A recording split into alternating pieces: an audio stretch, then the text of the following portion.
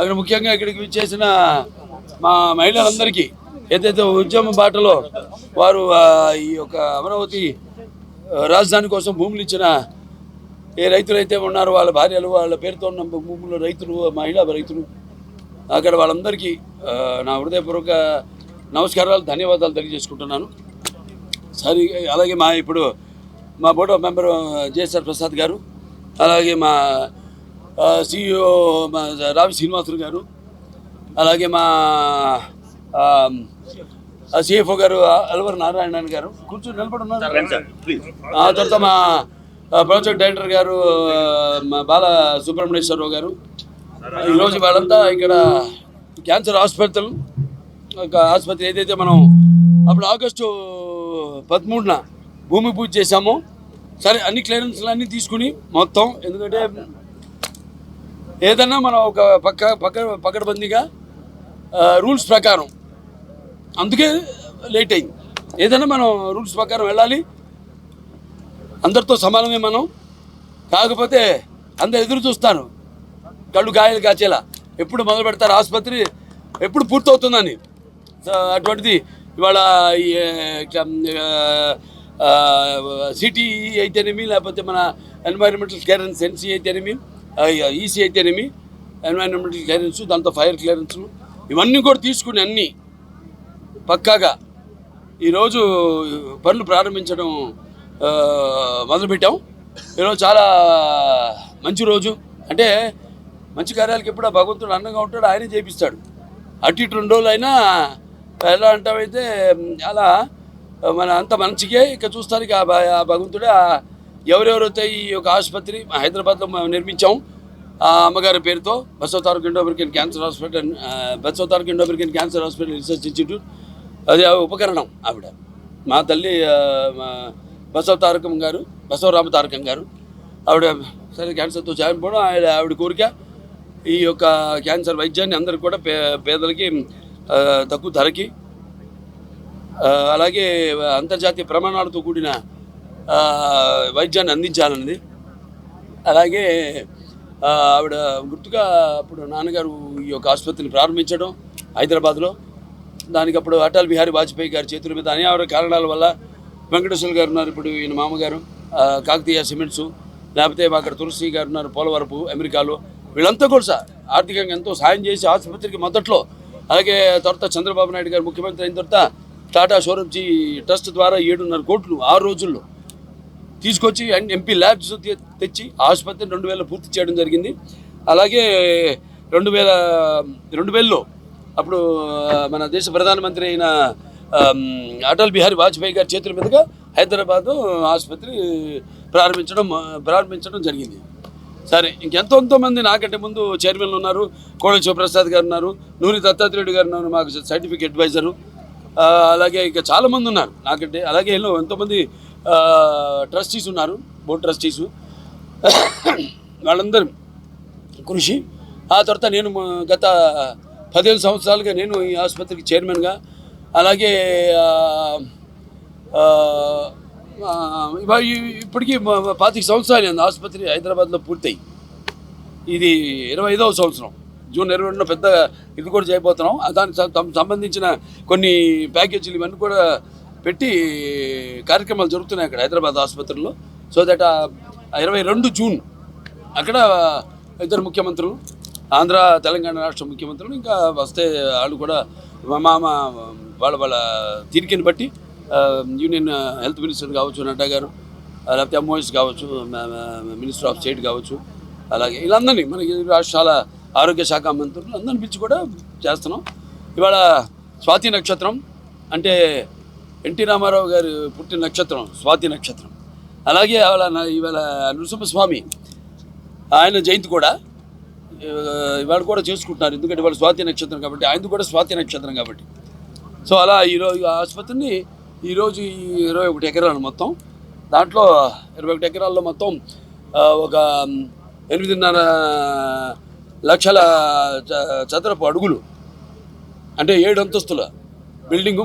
మొదటి ఫేజ్లో అంటే 2 అంతస్తులకి కింద కూడా వెళ్తాం, సెల్లార్ 2, పైనేమో 7 అంతస్తులు.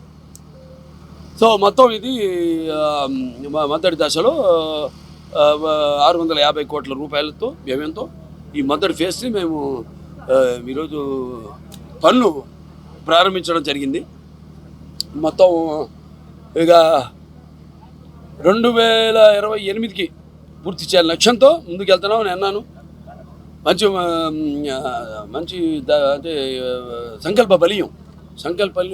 బలీయం గట్టిగా ఉన్నప్పుడు ఇవాళ స్వాతి నక్షత్రం ఉండడం ఏంటి, అటు నరసింహస్వామిని ఎప్పుడు నిత్యం కొలిచే లక్ష్మీ నరసింహస్వామి అయితేనేమి, అలాగే నాన్నగారి నక్షత్రం ఇవాళ అన్ని బ్రహ్మాండం కలిసి వచ్చినాయి. ముఖ్యంగా నా అభిమానులు కూడా నేను థ్యాంక్స్ చెప్పుకోవాలి. డోనర్స్తో పాటు, ఎందుకంటే మనం మొదటి విరాళం ఇచ్చింది మనకి కర్నూలు ఫ్యాను ఆ రోజు మోతీలాల్ అని ముస్లిము 10,000 రూపాయలు ఇచ్చాడు. ఆయన మొదటి డొనేషన్ ఫ్యాన్ ప్రెసిడెంట్ అతను. అక్కడ టెలిసిమియా, ఈ బ్లడ్ క్యాన్సర్ అన్ని క్యాంప్స్ నిర్వహిస్తూ ఉంటాడు అతను. సో నాకు చాలా గర్వకారణం. నేను సినిమాలే కాదు, సంపాదించిన డబ్బు కాదు, అన్నిటికంటే ఇంద్రకీలాద్రి దుర్గమ్మ ఆశీస్సులు, లక్ష్మీనరసింహస్వామి ఆశీస్సులు. ఇవాళ నా ఫ్యాన్స్ కూడా నాలాగే ఏదైతే మేము ఎన్టీఆర్ ట్రస్ట్ ద్వారా కానివ్వచ్చు, నేను స్వయంగా కావచ్చు, లేకపోతే మా క్యాన్సర్ హాస్పిటల్ ద్వారా కావచ్చు, మేము అందిస్తున్న సేవలకి తోడు వాళ్ళు ఉండడం నాకు చాలా గర్వకారణంగా ఉంది. నేను సంపాదించిన ఆస్తి, పెద్ద ఆస్తి ఏంటంటే నా అభిమానులు. సో అలా మోతీలాల్ ఆయన 10,000 ఇవ్వడం, అలా ఎంతోమంది ఉన్నారు. అభిమానులని కాదు, ఆసుపత్రి అభిమానులు ఉన్నారు.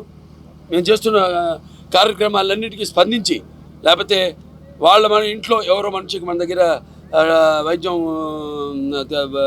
చేయించుకోవడం, పూర్తిగా నయం కావడం, వాళ్ళ తృప్తితో ఎంతోమంది ఇప్పటిదాకా అసలు ఇప్పుడు ఎవరిని కాదన్నాం అక్కడ వైద్యం.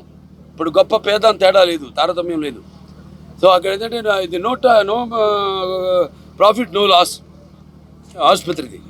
దాతల మీద ఆధారపడి ఉంటాం మేము. అటువంటి దాతలు ఎంతోమంది ఉన్నారు.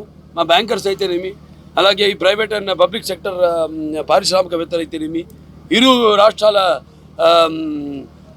ప్రభుత్వాలు అయితేనేమి.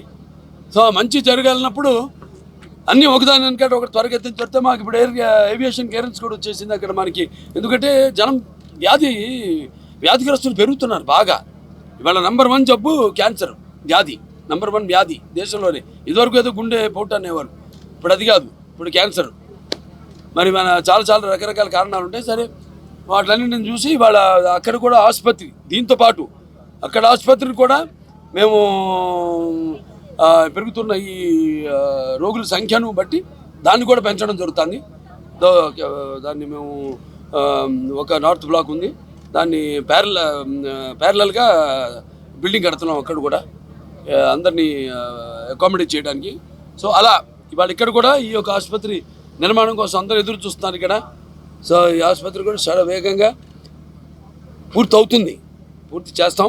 2028 అనుకున్నాం, టార్గెట్ పెట్టాం. ఆ టార్గెట్కి మేము తప్పకుండా రీచ్ అవుతాం. అలాగే ఇవాళ మేడే కూడా కార్మికుల రోజు అనుకోకుండా ఇది మేడే నాడు ఇవాళ అందరూ, నేను ఒక కార్మికుడినై చూశారు. ఇవాళ ఈ ఆసుపత్రి పనులు ప్రారంభించడం అనేది చాలా సంతోషంగా ఉంది. కార్మికులు అంటే ఇక మేడే అంటే ముఖ్యంగా కార్మికులకు సంబంధించిన ఒక పండగ ఇది. అంటే ఈ యొక్క కార్మిక జాతి యొక్క వెలుగు జ్యోతి ఈ యొక్క మేడే. అంటే మనం చూస్తున్నాం, ఒక జాతీయ అభివృద్ధి అయితేనేమి, లేకపోతే ఒక రాష్ట్రాభ్యున్నతి కోసం అయితేనేమి, ఈ యొక్క శ్రామికులు యొక్క ప్రాధాన్యత, వాళ్ళ యొక్క ఎంతో పునాది ఎంతో ఉంది. సో వాళ్ళు కష్టపడి వాళ్ళు ఏదైతే వాళ్ళ హక్కుల కోసం పోరాడుతున్నారో, అలాగే అంటే అవసరాలను బట్టి ఉంటుంది. చూస్తున్నాం ఇవాళ ఎన్నెన్నో రకరకాల కారణాల వల్ల ఇవాళ మనకి ఇవాళ పెట్రోలు, డీజిల్ చూస్తున్నాం, లేకపోతే ఈ యుద్ధాల వల్ల ఈ ధరలు పెరగడం, నిత్యావసర వస్తువులు ధరలు పెరగడం ఏంటి వాటి కోసం వాళ్ళు ఉద్యమించడం ఎవరైనా అది సహజం. సో దాన్ని అలాగే ఇప్పుడు వాళ్ళందరూ ఒక సంఘటిత శక్తిగా పోరాటం కోసం, అలాగే సమైక్యతతో ముందుకు ఉద్యమించడం కోసం వాళ్ళు తీసుకున్న నిర్ణయానికి ఒక పండగ దినం ఈ మేడే. అలాగే సో వాళ్ళందరూ ఒకటి ఆలోచించాలి, వాళ్ళంతా కూడా శ్రామికులంతా కూడా వాళ్ళ కష్టంతో పాటు అలాగే ఒక క్రమశిక్షణతో వాళ్ళ అవసరాలను వాళ్ళ కోరికలు ఏమని వాటి సాధించుకుని ఈ దేశం యొక్క ఏదైతే వస్తువుల ఈ నిర్మాణం ఏ సంఖ్య అయితే ఏదైతే ఉందో వాటిలన్నింటిలో అన్ని రకరకాల శ్రామికులు వాళ్ళ శక్తిని దారపోస్తున్నారు. భూగర్భంలో శ్రామికులు ఉన్నారు, భూమి పైనగా శ్రామికులు ఉన్నారు. సో అలా వాళ్ళ ప్రాణాలను కూడా పణంగా పెట్టి వాళ్ళ శ్రామికులు ఎంతో కష్టపడుతున్నారు. సో వాళ్ళందరూ కూడా క్రమశిక్షణతో ఉద్యమించి వాళ్ళ ఒక అవసరాలని వాళ్ళు సాధించాలని మనస్ఫూర్తిగా కోరుకుంటూ మరొకసారి ప్రపంచవ్యాప్తంగా ఉన్న కార్మికులందరూ కూడా నా మేడే శుభాకాంక్షలు తెలియజేసుకుంటాను. నిర్మాణాలు కావచ్చు, అమరావతిలో మీరు అమరావతి నుంచి వచ్చిన లోపల నుంచి వచ్చిన నేపథ్యంలో ఎలా ఉన్నాయంటే చాలా బాగుందండి. అంటే దశలకు వెళ్తాను.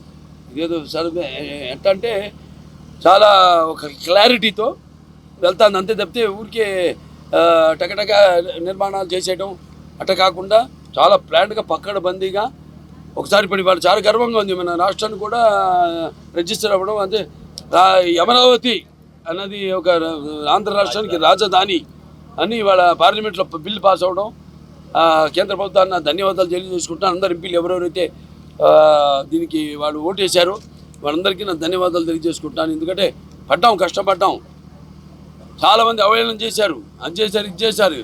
ఇవాళ ఎవడు కాడు నోరు మూసి కూర్చున్నాను మాట అవహేళన చేస్తున్నాను అనుకోని. ఎందుకంటే చేస్తే ఊరుకోరు జనం, ఇంకా జనం మూడ్లో లేరు. ఇప్పుడు ఎవడైనా మాట్లాడితే ఇక వాళ్ళు ఇప్పుడు వాళ్ళ మ్యాప్ చూస్తే మన ఆంధ్ర రాష్ట్రం మ్యాప్లో అమరావతి వాళ్ళ ఉంది, క్యాపిటల్ ఆఫ్ ఆంధ్రప్రదేశ్. సో జనం కూడా వాళ్ళకి మధ్యలో ఒక గడ్డు కాలం 5 సంవత్సరాలు అనుభవించారు, అందరం అనుభవించాం, మీరు అనుభవించారు. ఇక్కడ మహిళలు ఉన్నారు, రైతులు, ఇక్కడ మహిళలే కాదు అందరూ ఇక్కడ భూమి ఇచ్చిన రైతులు అయితేనేమి 33,000 ఎకరాలు భూమి ఇచ్చిన రైతులు వాళ్ళంతా కూడా సఫర్ అయ్యారు, ఎన్నో ఉద్యమాలు చేశారు, వాళ్ళ మీద కేసులు వేశారు, వాళ్ళని అసలు హింసలేదు. అటువంటిది వాళ్ళంతా నిలబడ్డారు రాజధాని కోసం. అలాగే చంద్రబాబు నాయుడు గారి మీద నమ్మకంతో ఆయన బ్రాండ్, ప్రపంచానికే ఆయన ఒక బ్రాండ్. ఆయన ఇవాళ మనకు కూడా ఆయనకు అవార్డు ఇవ్వడం జరిగింది, ఇంటర్నేషనల్ అవార్డు కూడా.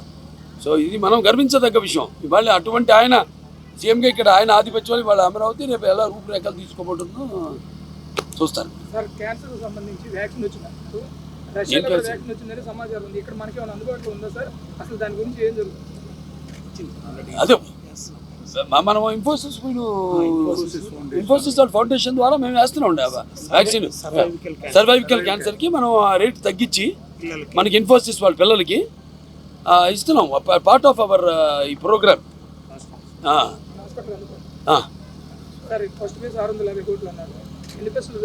500 బెడ్లు అండి, 500 పడకల ఆసుపత్రి. ఫస్ట్ ఫేజ్ ఒక మొదటి ఫేజ్ మొదటిది అయిపోతుంది. ఈ 500 పడకలు అయితే చెప్పాను, 650 కోట్ల రూపాయలతో 8.5 లక్షల చదరపు అడుగుల building with all latest equipments, 4 linear యాక్సిలేటర్స్తో స్టార్ట్ చేస్తున్నాం. మొత్తం అంతా అన్ని పరికరాలతో పాటు అది ప్లాన్డ్గా మన నెక్స్ట్ ఫేజ్లో ఉంది. వాటికి అంతరం కలగకూడదు. మళ్ళీ అది ఎక్కడో అక్కడ మళ్ళీ అక్కడి నుంచి ఒకదానికోసం ఇక్కడ అలా కాకుండా ఒక పక్కడబంది ప్లాన్డ్గా ప్లాన్ చేయడం జరిగింది.